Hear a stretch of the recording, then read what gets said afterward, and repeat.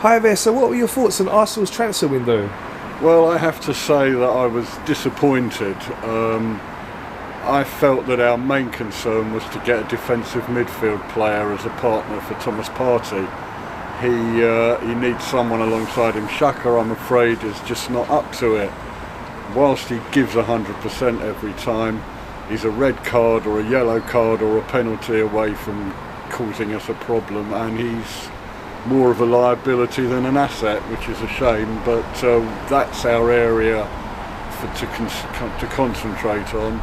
I know there was a lot of talk about strikers. I never thought Vlahovic was going to come, and as far as the assets we currently have up there, well, Laka is not the player he was. He hasn't got the pace and he's not as sharp in front of goal.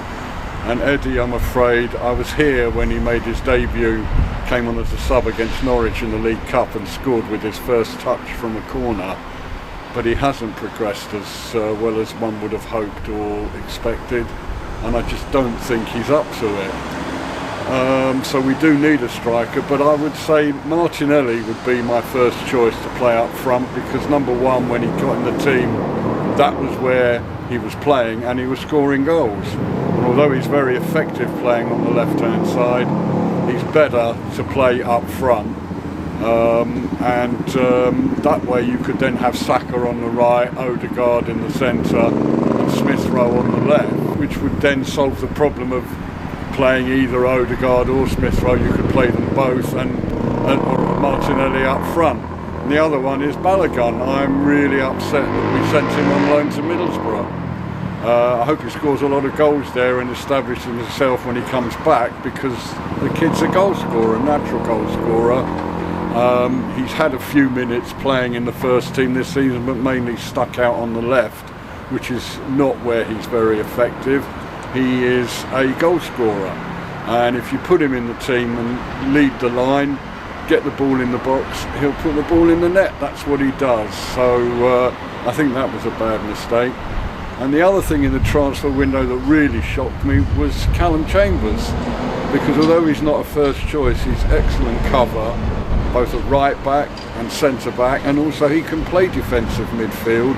He was Fulham's Player of the Year when he was on loan there, playing in that position last season. So I would have thought they would have kept him at least till the end of the season, because he is a good person to partner Thomas Partey. Sambi, I think, is not defensively minded enough to play in that position, and all the hoo-ha about Jack Wilshere, A, I think he's past it, and B, he's also much more of an attacking player. He's not a ball winner, and that's what you need there. So that's where I think we should have been looking, and I'm disappointed that we didn't strengthen. As far as the outgoings are concerned, I know a lot of people love Ainsley Maitland-Niles, but I'm not a fan, and I wasn't sorry to see him go on loan. But we do need in the summer to get a defensive midfielder to partner Thomas Partey and a top-class striker to add to Balogun and Martinelli. It was a disappointing transfer window. Thoughts on Aubameyang leaving? Well, I'm sorry to see Aubameyang go. He's been a great servant to the club, and he won the cup for us practically single-handed a couple of years ago with all those goals. I think Mikel Arteta is right the way he's handled it, because like Boris Johnson, Aubameyang is a leader and he has to set the example, and if he has been breaching the rules, then I think he has to pay the price for it. He didn't publicly come out and apologise either for doing that.